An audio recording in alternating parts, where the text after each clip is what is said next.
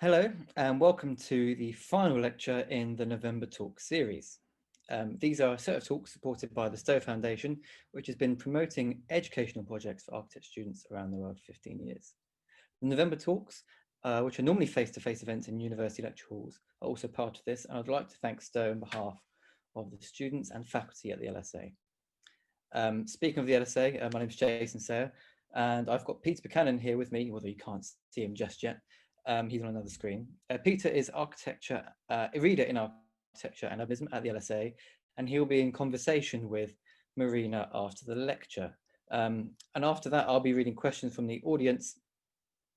Please do, if you think of any, put them in the chat box down below, and I'll read them out. And so, on to the wonderful Marina Tabassum, who is zooming in all the way from Dhaka, Bangladesh, where it's currently midnight. So thank you, Marina, for managing to stay awake this whole time. Marina is principal of Marina Tabassum Architects. There she is, hello. A practice established in 2005. MTA began its journey in the quest for establishing a language for architecture that is contemporary to the world yet rooted in place. Marina is the academic director of the Bengal Institute for Architecture, Landscapes and Settlements. She has served as a member of the steering committee for the Aga Khan Awards, an award she won in 2016. So without further ado, over to you, Marina. Thank you, Jason, and thank you so much for this invitation from the London School of Architecture. I am, as Jason mentioned, in Dhaka at this moment. But anyway, all right, so we're back on track. Thank you for this invitation, as I was mentioning. And well, till now, as you can see, it reads that the COVID cases worldwide has crossed 65 million, and we already have 1.5 million deaths till now, or more than that. And, you know, it has brought our entire life to a kind of all the business as usuals to a certain extent, to a halt. Since March onwards, especially in Bangladesh, also as in UK, we've been facing serious problems. We cannot go into lockdown because we don't have the luxury of that. A lot of people are living hand to mouth. So that's one of the issues. But, you know, I think while since March onwards, as we are going through this crisis, one thing that has to some extent become a very important thing is the realizations that we've had so far. And one such realization while we are going through this is the difference between what is need and what is want. And when we went into lockdown, as we were trying to gather things together, the first thing was, okay, what is it that we would be want or we would be needing? And so food is a want, not a want, a need basically. Whereas you know, things of desire to some extent, things that are want to some extent is what is known as, I would say at this point in time, as we are facing the pandemic, which is a much of a physical aspect, where there's the other aspect, which is again another kind of a pandemic, which you see here, which is known as the affluenza. And that is what actually explains what is our want. And this is affluenza, is, as we all know, is a strange desire we feel to spend money we don't have, to buy things we don't need, to impress people we don't know. And this is something, you know, a product of obviously consumer culture and the capitalism. And it is definitely a much greater pandemic, in my opinion, because while through COVID, we see people dying, but then there is a vaccine, there is a remission. But this pandemic, which is affluenza, which is actually causing a kind of a death, a societal death, a mental death, and that needs to be encountered, and which is something being encouraged by those who profit from the culture of exploitation and fear. And this idea of growth fetish that we've been experiencing, and which is actually causing this existential crisis, depleting all our natural resources, creating this great divide between the rich and the poor. This is something that cannot go on for another, let's say, even a decade or so. So this 21st century needs to rethink our consumption, rethink the choices we've made.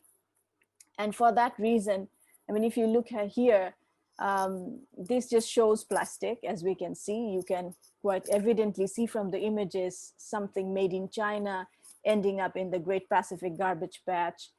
And since 1950, we have produced 8 billion tons of plastic. And half of that has gone into landfills. And in our oceans, 12.7 million tons of plastic every year ends up in the oceans. And our industry, which is the construction industry, is not also very far. 13 million tons every year is trashed by the construction industry. So construction industry is actually one of the largest polluters, and 50% of the climate change is being caused by that. And what I find completely appalling is the fact that our consumption of concrete is actually second to water. It's not food, it's water. It's right after water, it's concrete. I mean, can you imagine that is the state in which we are? We do not really, this image here shows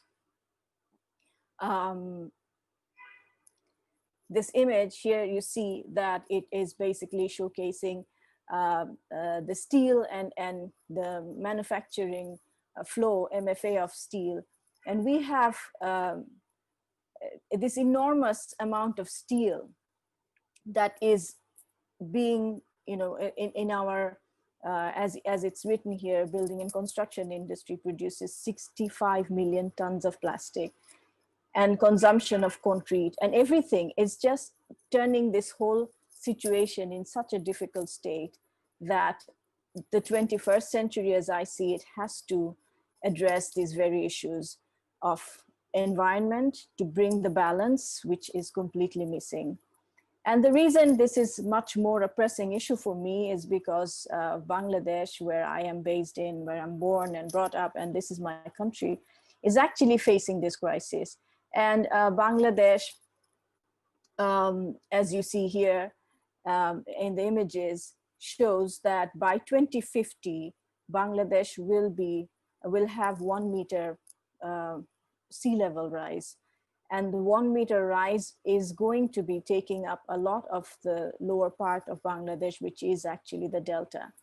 So just to give you a background of what is Bangladesh, Bangladesh is located in the foothills of the Himalayas, and there are these 3 large rivers, which is the Ganges, the Brahmaputra, and the Meghna, that converges and then flushing into the Bay of Bengal. And part of Bangladesh, which is in the southern part here, is actually progradation of the Ganges estuary. So this entire belt that you see here is actually accumulation of silt. And over 20 years, this is an image which shows 20 years of the change of the river flows, and you see how dynamic the whole system is. And so this system is causing, if you look at it from the ground level, you can see how when there is monsoon rain and there is this enormous current in these large rivers, it washes away the banks, erodes the banks, and it has taken away cities, small towns and villages that has been washed away because of this movement of this water. This is the part of the lower part of the Meghna River, very close to the Bay of Bengal. And you can imagine that people have lost their lives, have lost their homesteads, land, livelihood, a lot of things have been lost. And this really brings misery and torment to people. And they generally, quite often, who become landless, then moves to the cities, becoming refugees and migrants. So it is an enormous crisis. So we went to look into this whole issue. We did a study and a research on this. And here you see, this is again another phenomena where you see the new sandbeds are rising in the middle of the rivers. And so basically, if you look at it here, you cannot distinguish between land and water. And I find this what Anuradha Mathur and Dilip Dakunha talks about, that there is no such thing as dry land. Wetness is everywhere. And you cannot draw any line between the water and land. It is all intertwined with one another. And just to give an idea like why or how this has happened, to give you a little background of Bangladesh's history. So this is a map which was done during the British period. This is a Reynolds map from 1776. And you can see here that the river Brahmaputra was actually flowing. This was its original trajectory, but then during the devastating Assam earthquake, which was in the 1950, it changed its course and then turned into this larger river, which is Jamuna. And then the Ganges and the Jamuna met and then flushed into the Bay of Bengal. And this is why it turns into this enormous force. And on the other hand, this whole Ganges Delta is a tide-dominated delta. And because of that, when we have this dry season, when the water current is much lower, during tide, this water again goes back into the system and causing this sandbeds and sediments. So this is always an interesting interplay of erosion and emergence of new land.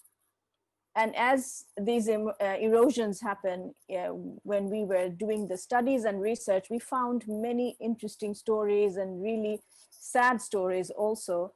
And you'll see that many families have moved in their one lifetime. A person has moved 4 to 5 different locations, changing their homesteads from one place to another.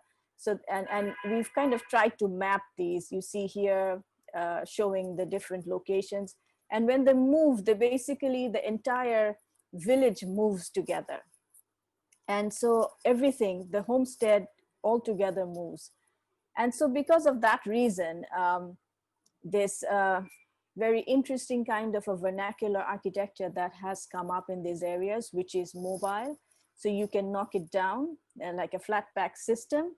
And when they see that the land will be eroded, they immediately knock down their houses, put it on a cart or a boat, and then they move it to a safer location. And then reassemble again in a location where they can find the land. And so we found these shops or markets where you can actually buy these houses, and they have a certain size and a certain shape, and you can order them. They can just build it and take it to your location and build it for you. So this is quite an interesting form. And in a way, I don't know if you know the history of corrugated sheets. These are actually coming from England, from London in a way, where they had the factories. And then in the 1800s, these corrugated sheet houses were actually taken to all the different places, like in California, in Africa, in Australia, and also in the Indian subcontinent. And many of our houses in the tea states are made of these corrugated sheet. So that's how the corrugated sheet came to our location in Bangladesh. And then this has been taken from all the tea states down to these areas of a very dynamic landscape where it is much easier to house people because it can be moved. And so this image, if you see here, this is also something to do with this whole idea of the British colonial presence in the subcontinent, where with the Bengal Tenancy Act, all these sandbeds, as you see, which is a very dynamically moving landscape, was actually registered as land in order to generate revenue. And so these sandbeds and these smaller island-like spaces were all registered as land. And as you see here, these documents are known as the Cadastral Subdivisions, or CS maps, were made during the British colonial time. And then these maps were then passed on to the next generations. And if you take this map and place it now in the current Google map, this is what it looks like. So this map has no connection with the way the land and the rivers and the whole system moves. But as I mentioned that this is a British lease document. So these land registrations were done, and then these were leased out to the locals to generate revenue. And then when the British colonial time ended, they sold these lands to the locals who bought these lands. And then this was passed on from one generation to next generation. So these are the papers. As you see, it has gone from one generation to next generation. And here's one plot which we have tried to locate, plot number 1862, of which these are the documents. And if you see here, you'll see in 1972, it was still a land, but by the time 2000, it has already gone into water. And in 2010, it's in the water. And then now again in 2019, it is slowly emerging again. So what happens is people who has these documents, they actually hold on to this, waiting for the land to re-emerge. And if you see here, this shows the pedigree or the inheritance, how people have actually inherited this piece of paper, which is absolutely stagnant, but people are moving, the land is moving, everything is moving, but the papers do not move. They're very, very static. And so this is in a way an idea of a dry culture that was imposed on a wet culture, which is a very dynamic, fluid landscape. So this was our research and our findings, which we took to Sharjah Architecture Triennial. And this is the courtyard we were given in the Triennial ground. This is an abandoned school built in the 80s. And so this was turned into a venue, and we were given a courtyard. And we bought 3 houses from the local market, and we shipped it to Sharjah, where my office, my architects from the office, 3 architects and a carpenter went and reassembled the houses. So this here, you see the houses in their own location, whereas this is in the courtyard of Sharjah. So we had 3 houses that we took with us. And so one was 2-story house, and the others were basically 1-story. And here you see inside where we had all our researches printed on canvas and then displayed. So this is this city of Sharjah, and you see the houses in that location of the courtyard. These are really beautiful houses, actually. And while during this period of COVID time, when we didn't have much work in the office, all the projects were sort of stalled in a way, we started working or trying to take this research further by trying to develop a modular house, which is a mobile modular house, which we were thinking of giving it to the landless people who do not have a place to live. And quite often these landless people actually find home in the sand beds or the sediments, which in our local language we call chor. So in the chor areas, this is where people go and take the grass and whatever is available in the land and just make a makeshift house where they live. So we thought if we can create something which is very simple to build, very quick and easy, and then they could really dismantle it very quickly and then take it with them to the next location where they move. So since it's a constantly moving situation. So what we did is we created this space frame structure, as you see here. And we have corrugated sheet, and we have these corners are with steel joints, as you see here, and then we have bamboo. And this whole structure costs $200. So with $200, you can actually give someone an 8 feet by 8 feet space with 2-story, as you see here, 2 floors. And the idea was that you can knock it down very quickly. It's easy to build. You need 2 people and maybe 2 to 3 days to re-erect this on any location. So this was our pilot project. This is what we built in the first, as our first project. And you see that it's a steel structure. I mean, the corners are steel, but it's made out of bamboo. So we tried to keep it as low cost as possible. So this is the upper level where we were expecting that people would sleep, and the lower level could be used for the daily activities. A small kind of a ladder to go up. And this is the British High Commissioner and his wife who came and visited this tiny little house we built.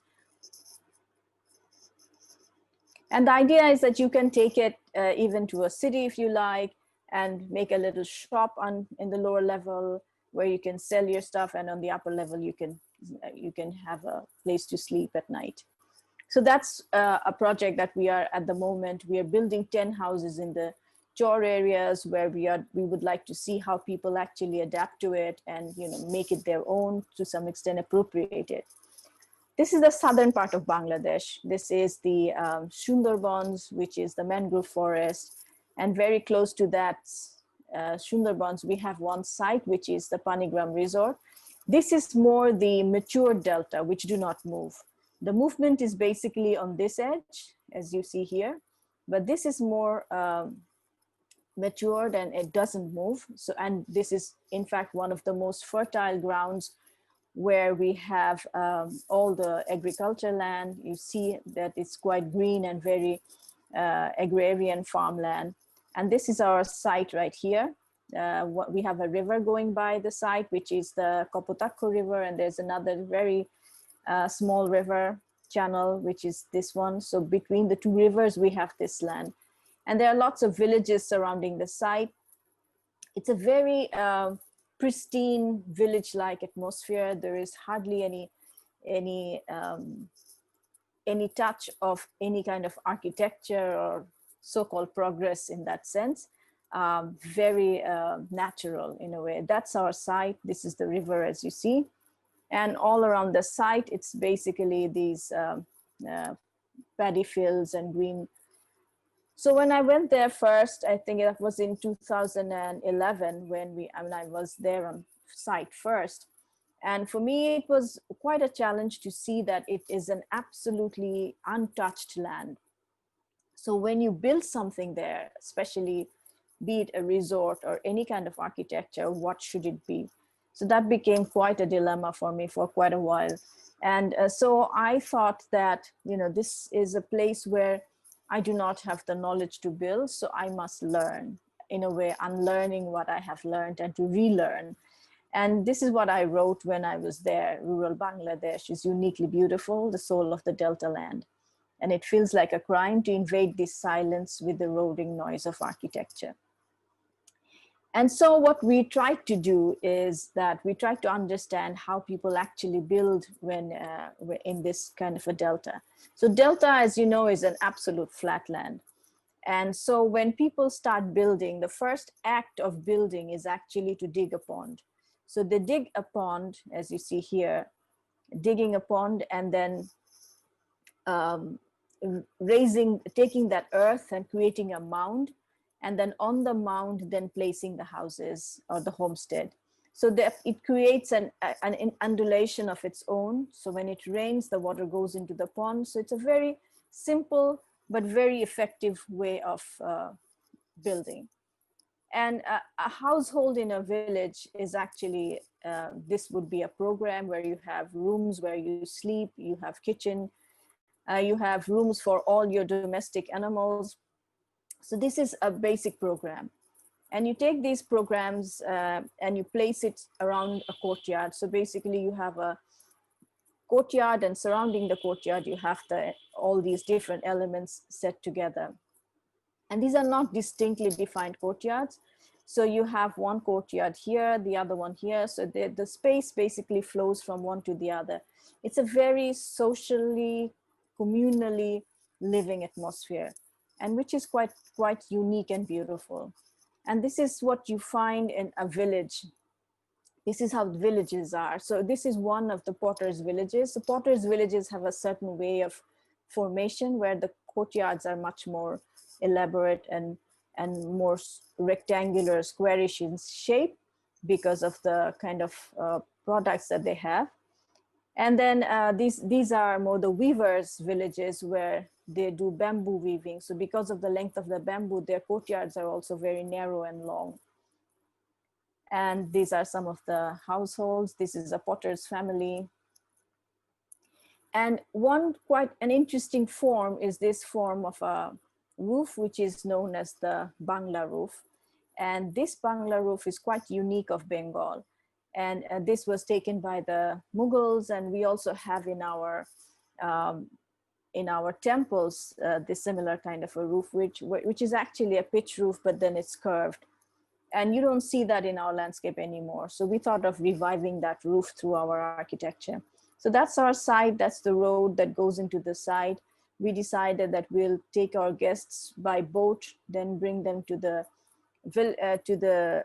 reception of the guest houses, so that people get to experience the river.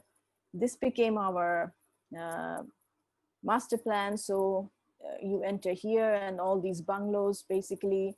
So it's a very, organized in a way that it functions properly as a resort. And these are all the different bungalows. So we decided to create these hut-like bungalows, which you see in the villages.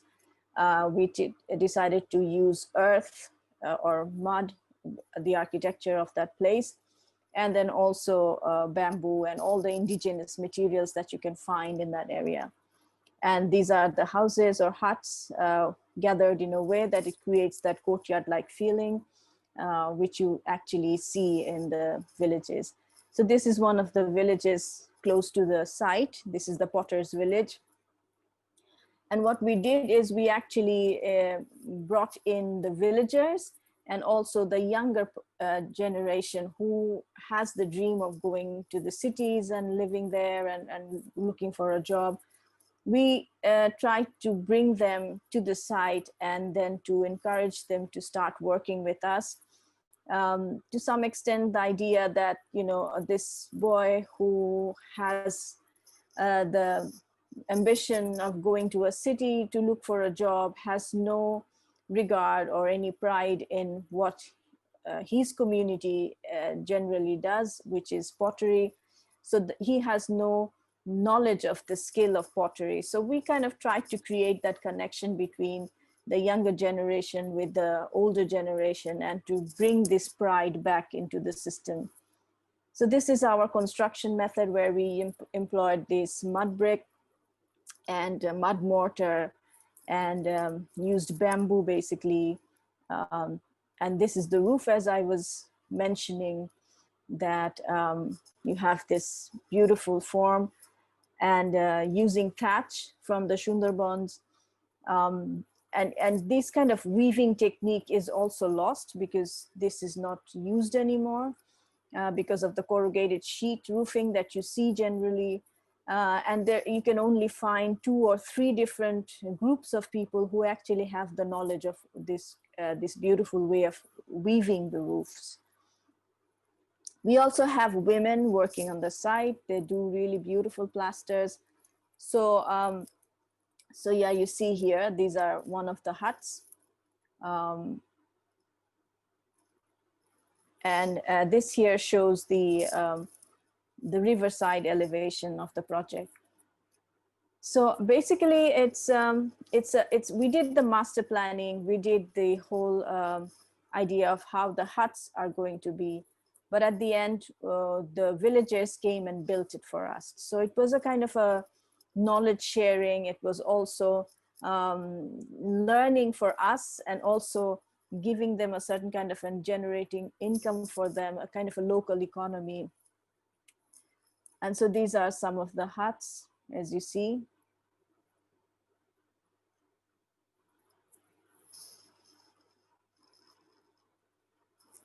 And then what we did is, as this project, we knew that once these buildings are going to be finished building, how can you really help the villagers?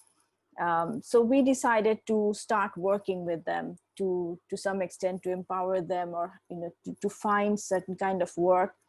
So we decided to create this Pontigram community initiative. Pontigram is the name of the resort. So a community initiative through which we did craft diversification workshops, where we brought in product designers, and they were with their own skill, they were trying to create new products which they can then sell to the guests in the villages, and also at the same time they could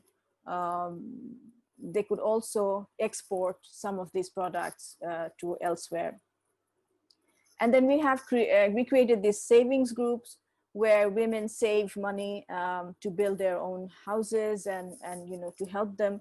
So every week they save $1 each in small groups. Now by this time it's about more than 3 years now that they have been doing it. So now they have accumulated quite a good amount of money, and they can now give themselves the loan to do whatever is necessary for them for a better living environment. And we did the community mapping. So now they have the maps of the entire villages. The maps I showed you, or the drawings, are all done by them actually. So this is the process how we work. So we start with mapping the communities, and then create these aspirational models where they want to tell us exactly what they want. So it's a kind of a bottom-up process where it's a co-creation of architects and the villagers coming together and creating something for themselves. So these are some of the houses that were built in Jinaida by the community architects. As you see here, this is a $1,500 home, which has 2-story brick houses, and the entire thing is led by women. So the women are the ones who actually take the entire charge and really empowering them. So when I was teaching at Harvard GSD in 2017, this was also my studio's work, that to design a $2,000 home for the villagers. So we selected 5 villagers who really need houses, and these 5 village families were then working with the student groups and sort of creating this co-creation practice, where the students then designed a house for them. So they came to the site, they visited some of the houses which are already built to get an idea. They also tried out all the different materials that are found. And so basically this is, as you see, students working. And they also talked to the clients, as we call them, 5 clients, to understand what their needs are and how they actually have, what are the aspirations of them. And so these are the students working. This is the model they made. And this is after the studio work was over. We had an exhibition in the village. And so you can see the exhibition there. Here, there's another group of students who have this family as a client. This is the studio review, and this is the lady here looking at the house design that was done for her. So this is one of the projects, which is a potter's house. So they tried to use pottery to reduce the cost, because $2,000 is really not a huge amount of money. So they had to be really careful about each and every dollar that they spend. So this is another one for the design, where he used the facade like a shelving rack for the potters. This is another house for a bamboo weaver's house. So a lot of use of bamboo and brick. Brick is actually the aspirational material of the villagers. They want brick houses. And so when they want something, we do not, we try to give it to them, because, you know, at the end, the aspiration matters. So this is the book that came out of the whole studio work. So this is the book report from Harvard GSD. This is also something, the similar kind of an idea, which is the idea of wisdom, which is actually there on the location, which we quite often ignore, or in a way dying down, because we do not really give much care to preserve them.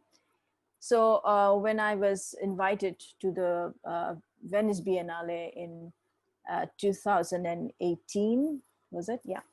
I was, this was my idea, that it was, I would like to focus on this idea of wisdom. So we called it Wisdom of the Land. And especially in our times when we are so, bombarded with data and information. And so at a time like this, what is knowledge? Knowledge is about experience and gaining out of that what we do is knowledge. And from knowledge over time, through all kinds of evolution, then comes the wisdom. So wisdom is something very important and needs to be preserved. So this is the arsenale, as you know, and the idea was free space. And one thing I found quite interesting is that about free space is about the choreographing daily life. um, and in a way, that's what we thought would be quite interesting, to go beyond the visual and choreographing the daily life. And for me, courtyard of a Bengali hut is actually that theatrical space where life is lived absolutely out in the open, in a very symbiotic relationship with nature. So I thought, that would be an absolutely ideal free space that I can showcase. So this was our site here, and that's the plan we did. So what we did is we tried to create a courtyard of a Bengali hut, and we brought in all the different elements that you find in a courtyard. So this is a granary you'll find, and these are the ladies who actually make it with their own hand. And so she donated one of her granary, and which you see here in Venice. So these are all the, really generous people from the villages who gave us all these different, really beautiful elements that they have made with their own hand, and they really use them. So these are products which are already being used. And so they donated it, and we created our courtyard out of that. So you don't see the houses anymore. They're just plain lines. And all you see are these beautiful elements in a courtyard, which are there.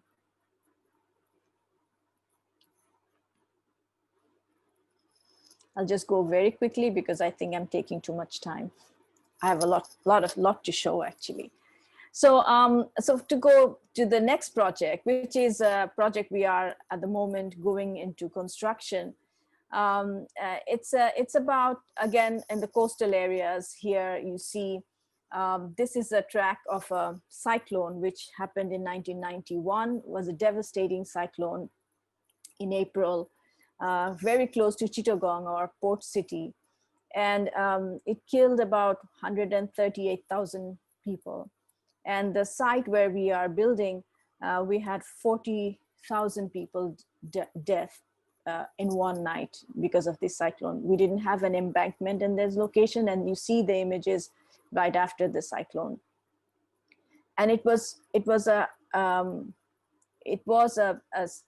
a 6-meter storm surge and 240 kilometer per hour speed of wind.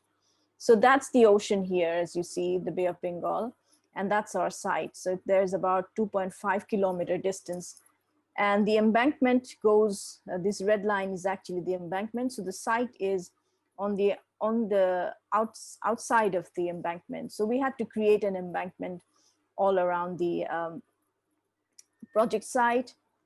And the idea was to create a mosque, a shelter, which would be used for cyclone shelter during cyclones, and also a health hub, because there is no health facilities in this location or in these areas.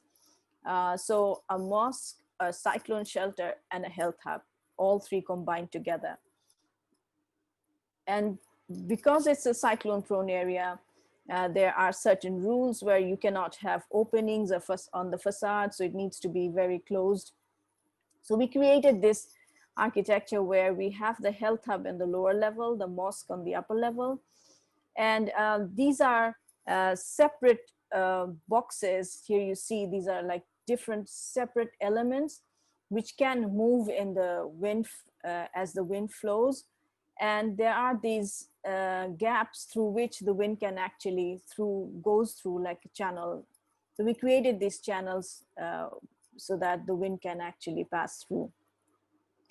As you see here in the plan, so these are just square boxes or just 4 columns, independent of each other, and these are the wind channel spaces so the wind can flow through. So this is a project we are at the moment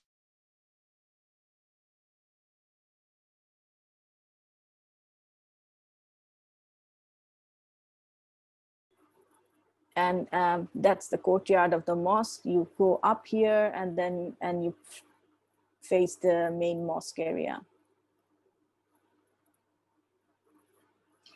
So Bangladesh is in a subtropical climate because it goes through the Tropic of Cancer, and our temperatures are quite moderate. We do not have extremes, so quite often architecture is all about a blurring of the edge of the inside and outside. And if you see this image here, all you need is 4 columns and a roof, and that's your architecture. You don't need anything more than that except for a plinth to raise you above the water level. So most of our works quite often takes this challenge of blurring the boundary of inside and outside and sort of creating that connection between indoors and outdoors. And so this is again one of the very early projects that we did, where you have a open to sky courtyard and the room becomes a part of the outside. And so there is no boundary in that sense. And even in our high rise, let's say 12-story, 13-story buildings, that's also what we try to do, where we try to open up the facades to bring in this airflow and to create that connection between the indoors and outdoors. That's the building, which is on a very busy highway. And so we try to block the sun also to some extent and create this interesting form. And so, from the very, I think from the British colonial time, we have these interesting houses, which you see, where these are these beautiful verandas, long verandas. And I remember even my grandmother's house was similar, where we had these long verandas and all our daily life activities were on the verandas, and rooms were only when you go to sleep at night. So, but you don't see this anymore because of the construction of all these real estate buildings, where verandas have become these tiny little balconies now. So one of these projects that we are building at the moment has this idea of wrapping this veranda all around the building. So these verandas are going all around the building, creating this interesting facade. So you have these 3 shafts, ventilation shafts or courts, and then you have the verandas on the sides, which is wrapping around. And so that's the building. It's in brick, as you see.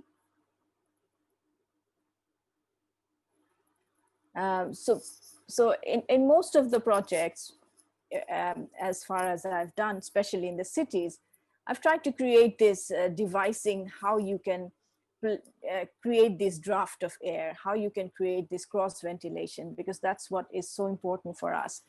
So even in this, this is a design of an embassy building that we did for the French and German embassy, where we have again this atrium-like large shaft in the middle, which is an atrium, and then creating this airflow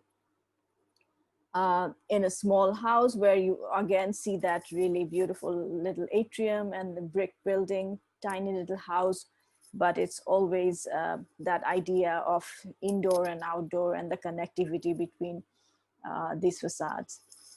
And brick, as I was mentioning, is in a way being a delta. That's our only material that we have. So you see a lot of use of brick. This is one of our old monasteries, and we have many such monasteries, Buddhist monasteries in Bengal from the 2nd century, 3rd century BC. And any permanent structure was always built with brick, and any impermanent structures like architecture of people was always built with mud. And so these are some of the Hindu terracotta temples, beautifully, intricately curved out terracottas. And we have really good masons, brick masons, and you can see here, and handcrafting. All our buildings are basically handcrafted, be it a 12-story or 30-story building. There's people working, and quite often we develop this really strong relationship with these people who has been working with us for 20, 30 years.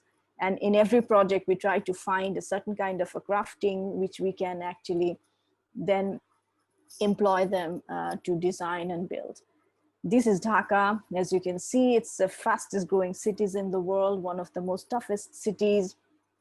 And so this is the scenario where we have the formal and so-called the informal living side by side. Lot of people, 20 million people live in the city. And so this is one of our projects. I'll just go very quickly. This is one of our very early projects when I was, it was a museum, our Liberation War Museum, and a monument to our independence, which we won in a competition. And the site is one of the last rare green areas left in the city. As you can see, the whole city is so built up. And so we thought this would be a really difficult thing to do, to create a building in a park. And so we wanted to retain that idea of a park. And the park has a history because it was a horse racing ground during the British colonial time, during the Pakistan period. This was also the ground where all the political activities used to take place. And then this was also the ground after our independence war in 1971 with Pakistan. When we got the independence, basically in December 1971, the war started in March and ended in December, quite a 9-month-long war. And so this is also the ground where the surrender happened. So it's a very historically important ground. And as you see here, that's our project. We just created a plaza, not a building. We went for a very non-building kind of an approach. And you can see the tower at the end. So that's the section. So we took the museum below grade and we kept the tower and a plaza where people can actually gather. These are all the different elements. So this was a place for celebration. This was a place where we had the history, because Bangladesh's history has this duality, which is a kind of a paradox of this, celebration of freedom, of being free, but then again at the cost of loss of life and genocide and killing. So we had to bring them both together because one is not without the other. So that's the tower, that's the museum. I'll just go very quickly because I know I'm running out of time. So once you go down, that's the museum space. We have the history all printed on glass, and they're just panels. You can just walk through and learn about the events of war. Here is a kind of a dark space where you have the images of genocides and killings. And from there you enter into this chamber where there is the only source of light is this central oculus with a direct sun coming through it. And there is this water column. So this is a competition we won in 1997, right after our graduation. So we were like 27, 28 years of age. But it took us like 16 years to finish this project because the tower was a bit of a challenging design. And so that took us quite a while to finish. So once you go up the ramp back again, and then you go and face the tower.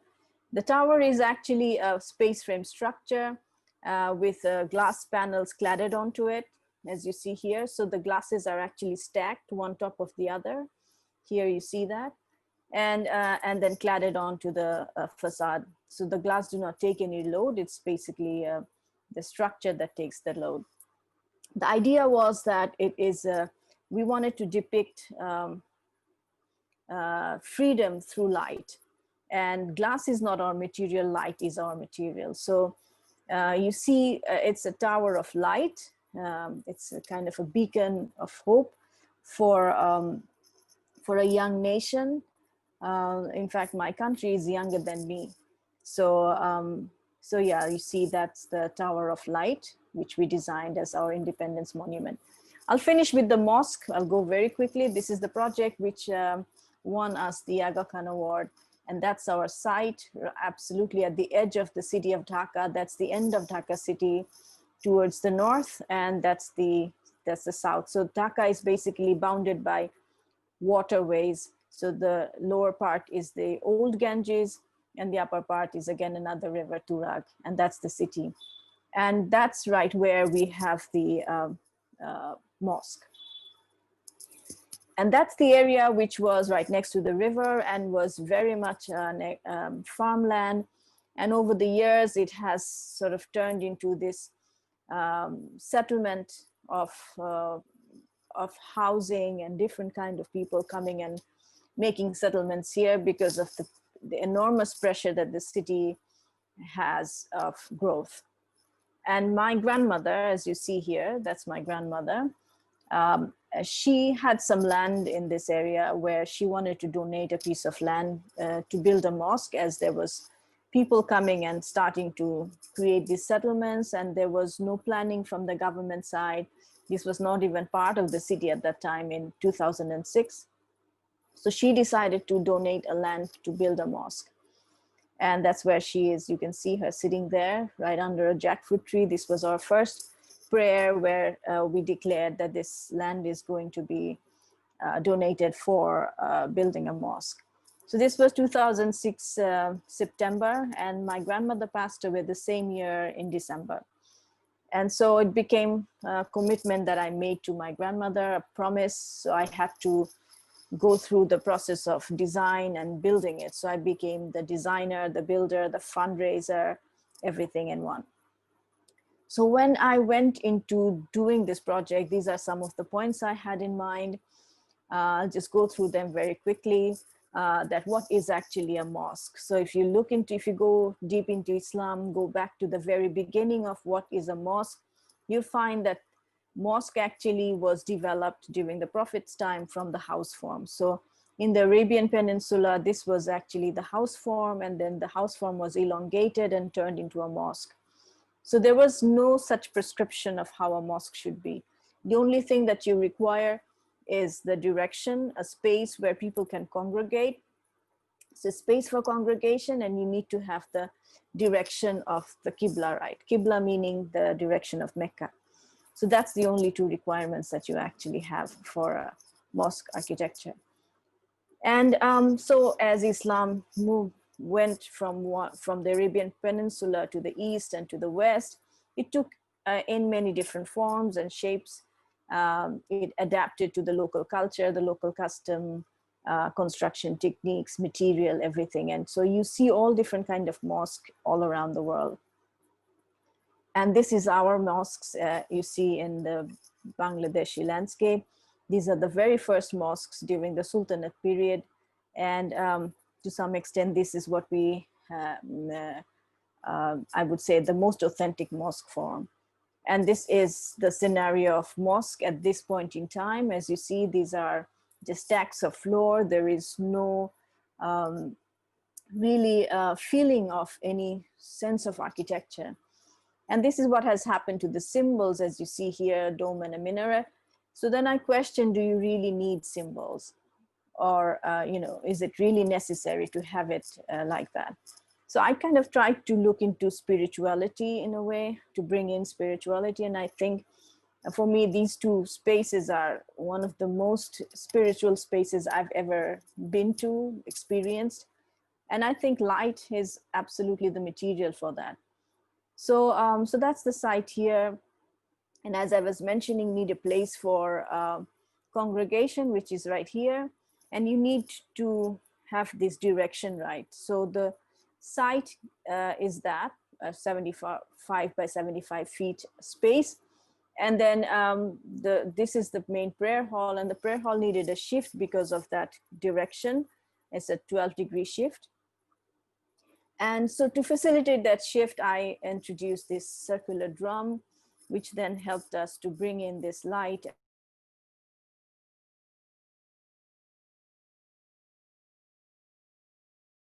These corners here are all open to sky. And these are some of our old architecture, as you see. And yeah, so this is the first conceptual drawing that I created. And my grandmother did leave us some money to start the process, but then we had to raise fund. So I had to look for fund from different places. So because of that reason, I had to keep the budget really low. So the whole wrapping is actually in brick. There is no concrete in it, but only the central prayer hall has this larger span, and that's why we use concrete. Otherwise, the whole entire space is made out of brick. These are the plans. As you see, you go up the steps, that's a colonnade. You do not enter directly to the mosque, but you take a few turns, and then this is the ablution area, and then you go into the space. We tried to create these perforated screens so that it can help ventilation into the space, which is also something you find in mosque architecture. So as I was mentioning, that it is turning into this very very busy, very dense neighborhood of people living there, and that's the mosque you see. And there are many more buildings coming up now. So at one point you won't be able to see the mosque anymore. So for me, it was important to look within than look outside. So that's why you see it's much more of a closed space rather than having it looking outside. And you see those are the open spaces through which we take in light and ventilation to create that kind of a space, which is a feeling of spirituality. That's one of the courtyards where you get the light in. So the light courts. And that's the prayer hall where there's a lot of play of light. And throughout the day, the light changes and it kind of creates this very interesting atmosphere in different times of the day. And throughout the season, the light constantly changes. And it's it's a space which is very connected to the nature. So that's what I think is quite unique about this space. Thank you so much. I think I've taken more time than necessary, but yeah, I'll finish it here. Thank you. Well, thank you very, very much, Marina. That was wonderful. I think it's incredible that you were only 26, 27 when you designed that building. Hopefully that's a big inspiration for a lot of the members of the audience here. I know many of them are students at the LSA and around the world. Right. I'm going to introduce Peter, because I know Peter will have many questions. Peter, do you have anything you'd like to say off the bat? Well, I think I should give time to students, but I have a number of questions. I met Marina some time ago when she was kind of only doing urban architecture, Dhaka. And what's interesting is that your life has taken a different turn now, working in the countryside and working. My impression is that they're two different things. One was that kind of modular emergency housing, which is for people in dire straits. And the other one was a resort, which you didn't say very much about who goes there and who works there. And the one thing is kind of using low-tech, modern technology. Well, the other thing is using traditional techniques. But what happens at that resort? Is that for kind of wealthy people, for health spas, or what is it? Yeah, it is for wealthy people, definitely, yes. So the idea for the client was that they wanted to give the guests a very authentic feeling of being in a delta, in a Bangladeshi delta, so give them a authentic Bangladeshi feeling. But at the same time, they wanted to create something which is a socially, environmentally responsible project. So that's why we tried to understand the local architecture and try to create something with the villagers so that we are environmentally responsible, but at the same time socially responsible by creating this, local income generation. So that's how the project actually started. But then, my idea was that once you finish the project, then what do you do with the villagers? You know, the villagers must also have a feeling of sense of ownership into the project. And that's when we started this idea of community initiatives, where we brought in the locals and then tried to create this savings group, where now they have quite a really good sum of money which they can loan themselves and make their own houses, or even, you know, doing all kinds of things like having a better treatment, or sending children to school, or even marrying their daughter off. So they need money for all these kind of things, which they never had. But with the savings group, they really now can really, you know, create this situation. And in a way, it's an idea to look away from the microcredit system, which Right. is a compound interest. And here it's their own money. They have the right to use it, and they own it. It's not a bank. So that's what I thought was quite really important to do. I was very impressed by that you didn't just build for the rich people coming in, but you left a long-term and actually really inspiring legacy of upgrading the people. So you've moved from kind of architecture to a kind of community activist. And I think I wouldn't call it an activist. I would say it's a responsibility, don't you think? no, absolutely. And I think activist sometimes is misunderstood, because community activists kind of meant agitator rather than somebody who's doing really kind of positive, humble work. But it also occurs to me that that's part of your lineage. Your grandmother gave the mosque and the money and so on. I know that your father is an oncologist who started hospitals. And so I was kind of wondering about the trajectory to the future. The pandemic means that everybody is rethinking where we are now and where the future goes. And that's where you started with Affluenza and so on. So and you're a director of academic studies at the Bengal Institute. What is the future, and how is education going to bring about something better? I mean, we're at the moment, like Bangladesh is in total flux, so everything else is in total flux at the moment. Do you have any thoughts on that? Well, my thought is that, you know, 21st century is going to be very different, right? I mean, we know that. It has to be. Otherwise, it's a question of our existence, to some extent, which we never had before. We never had the idea that we were, you know, this whole idea of our existence will be in crisis. So we definitely, even in education, even in our practices, I think that needs to be a major focus in, you know, starting from your design to choice of material. Like, I mean, I think now it's almost criminal to use concrete. Yeah. Especially when you see that a ton of cement actually produces a ton of carbon dioxide.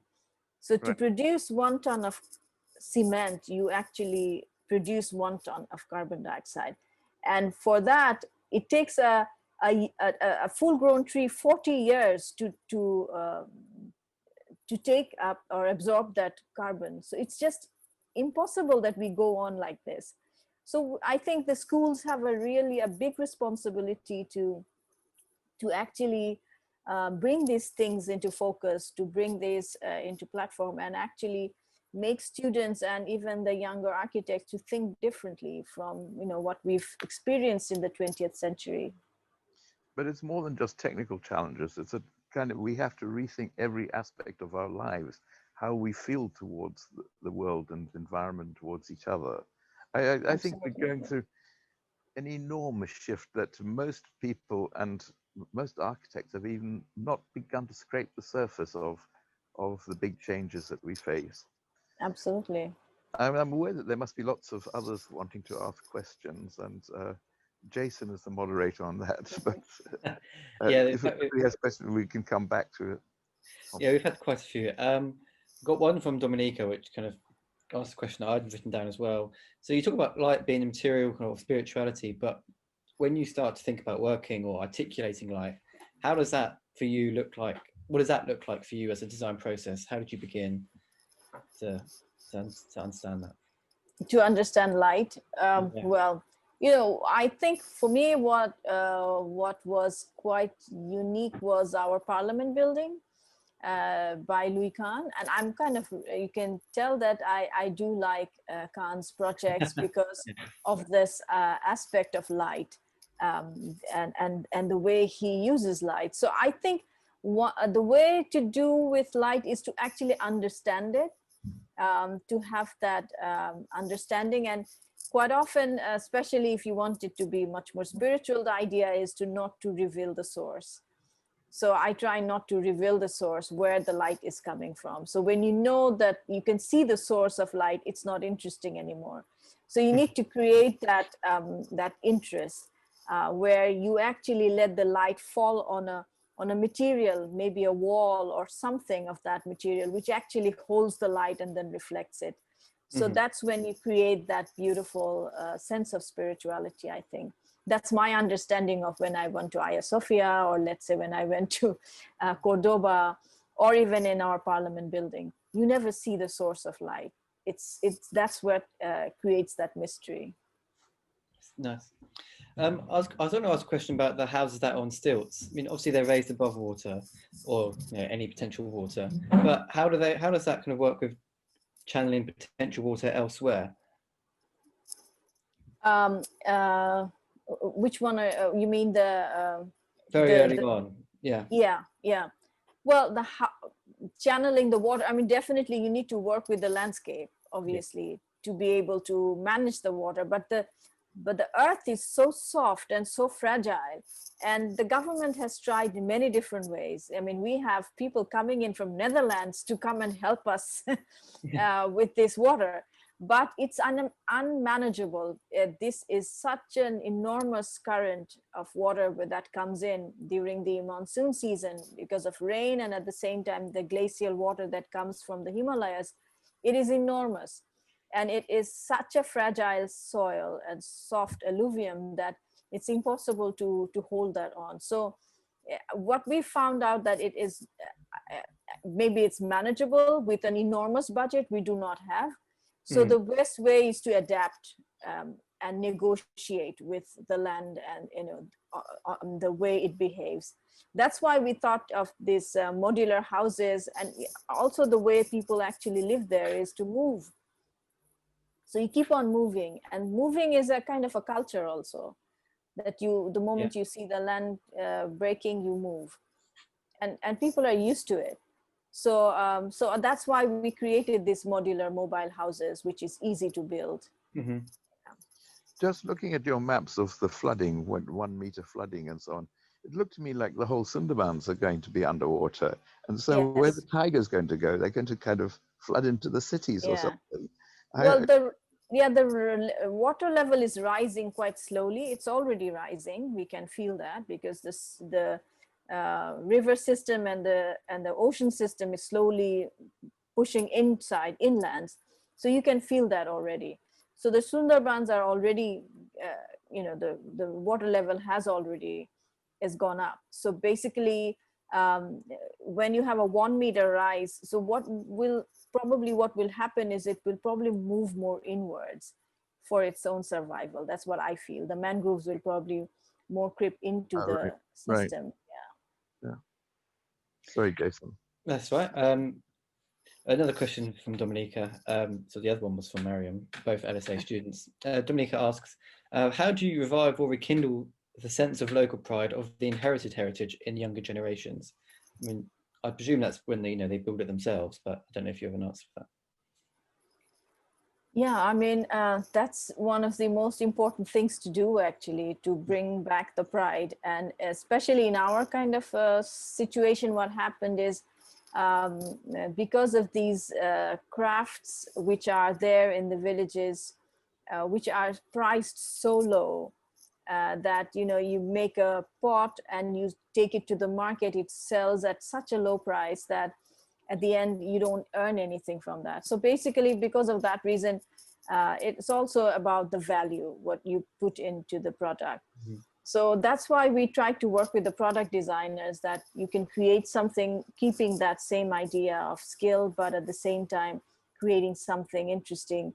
And when you can upscale that in terms of price and everything, and create a demand for it, that's when, you know, I think the pride can slowly come back. I mean, that's what we've tried, and in a way it worked in many ways. Yeah, they've been able to create new products which are really useful, and even the younger generation sees that, and yeah, so you have to find ways of doing that, I think. Yeah, yeah. There's another question, which, because obviously a lot of people watching, say, are zooming in the living rooms or elsewhere, but they're in more urban areas, which is kind of the antithesis of where you work currently. And so when you use kind of the local vernacular or use local materials such as mud, how does that design process work perhaps in a 21st century cityscape? Is there a way which young architects can maybe employ a similar design process? How would you advise them? Yeah, well, I mean, I'm not saying that mud is the only material that you can right. build with, right? I mean, depends on where you are located and what are the availability. But what I would suggest is source material from the location rather than sourcing it from, you know, like oceans away where you need a long supply chain to bring in materials. Yeah. It's always better to source it from your locations. If you are building in a city, find things which are already there. And one thing I think is most important, especially in our 21st century, to look at is all the waste that we have created over the years. The stockpile of waste is huge. If you look at it, the cement, the concrete, all the things that we cannot take back, or we cannot absorb to the earth without really treating them properly. So that waste needs to be worked with. So look into other aspects of material rather than just focusing on what is already there on the shelves, but, you know, looking at waste. I think waste will be one of the major elements to work with in the 21st century. Thank you. I'm just conscious of time. So Peter, do you have any kind of final questions or remarks before? Yeah, one of the things I'm thinking about, what's interesting about your project, the Pontigram, is that you're empowering the women. And so what is the kind of the role of women, the potential contribution to architecture, to the environment and so on? Because I'm sure that there are, despite the fact that when I was in Bangladesh, that half the students were women, but in the future careers, I imagine they face challenges, cultural challenges as much as anything. I don't know if that's something you'd like to expand about, because it seems to me that's an area of huge change. Not only is your land in flux, but culturally and your gender relationships are in total flux too. Yeah, but, you know, I don't know if you've noticed, because Bangladesh women are quite empowered, right? Right. I mean, women are, I think for a very long time, they enjoy the economic freedom in many ways, because they work from the very low income to the highest of the income. You find women working. As you've seen architecture, even in architecture, we have many women working, studying architecture, girls. Not many come into practice as a singular practice like mine, but many are there who are in partnership. So, and it's an established practice where women are going to sites and doing projects. And so it's there. It's quite established, I think. And so I think, and as I was mentioning, that we try to empower women, which actually happened with the Grameen Bank system as well. That's how women became empowered, which was really, I think, one of the most important things about Grameen Bank, is they were able to empower women. And in a way that also continues till now. And so I do not see that much of a problem here. It's quite accepted socially, culturally, that women have that economic freedom, which you do not see much elsewhere around the region so much. Right. Mm-hmm. Well, that's maybe a fitting note to end on, but apologies to those who I didn't get to read out your question. But thank you so much, Marina, for zooming in at such a late time from across the world. But yeah, you can tell my head isn't working properly. I'm looking for words. No, you had no idea. And thank you, Pete, as well. So this is the last in the November Talk series, so there's no one to follow on. But until then, I'm sure there'll be many talks from the LSA coming up. So do stay tuned. And thank you again, Marina, and thank you all for listening.